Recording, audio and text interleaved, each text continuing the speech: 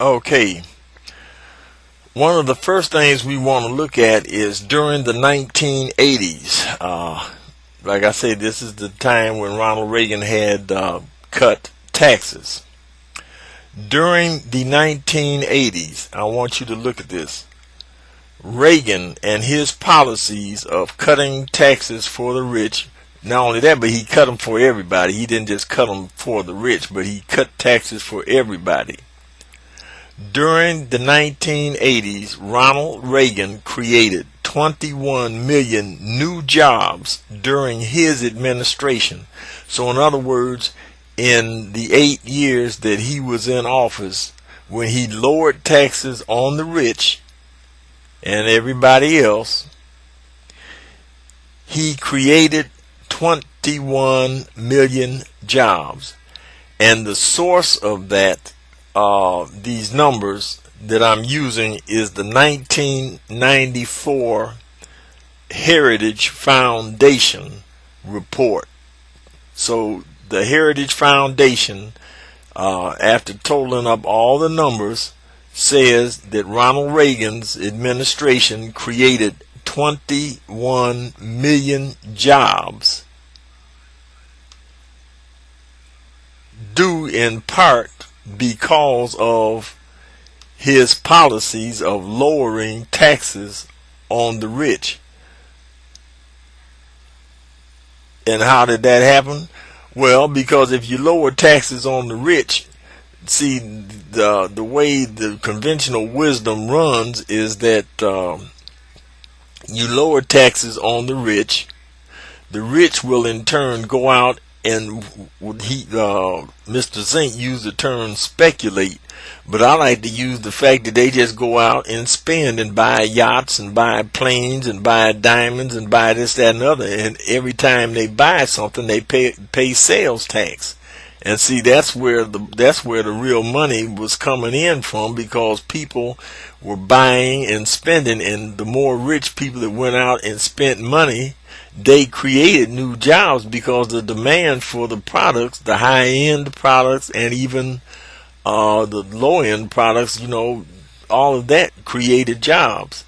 And like I said, Ronald Reagan's policies, 21 million jobs, and that's an area that the Democrats refuse to acknowledge. They don't want to accept it, so they try to rewrite it and say it didn't exist.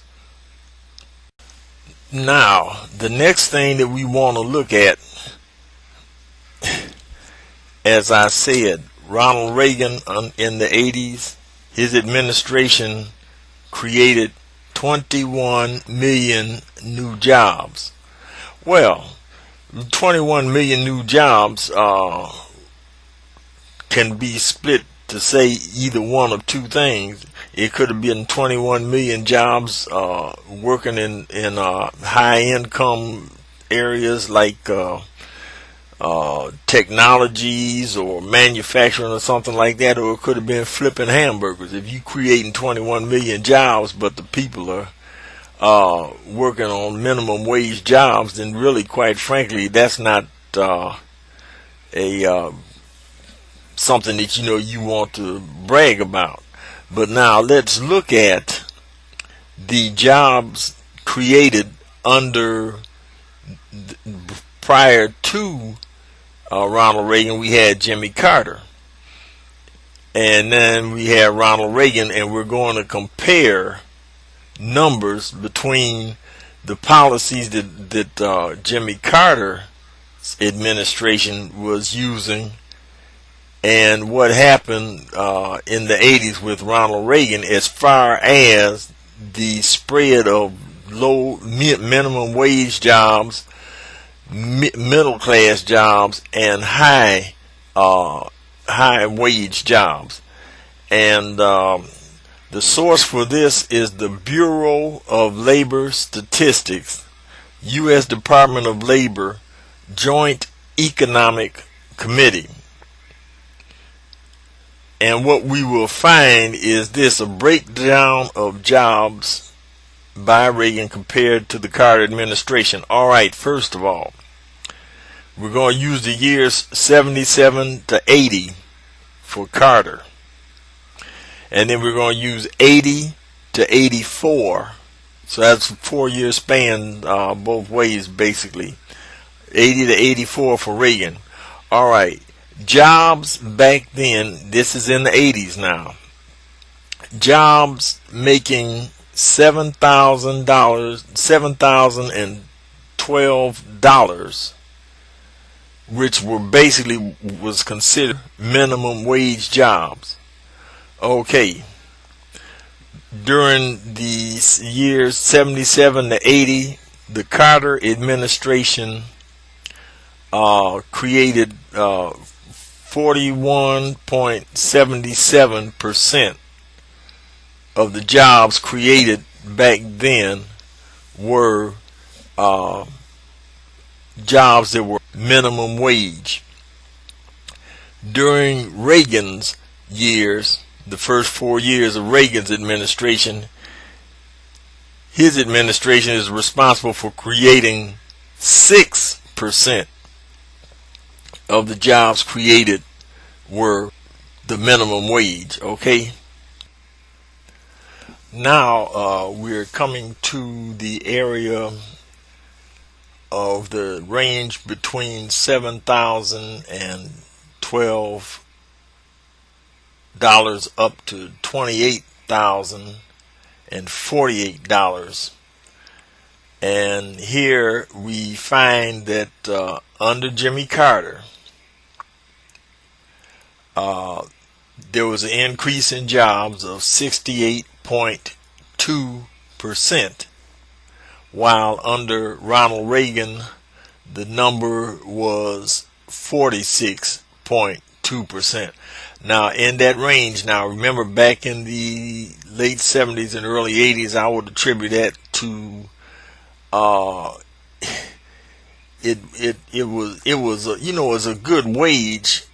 I would say it was comparable to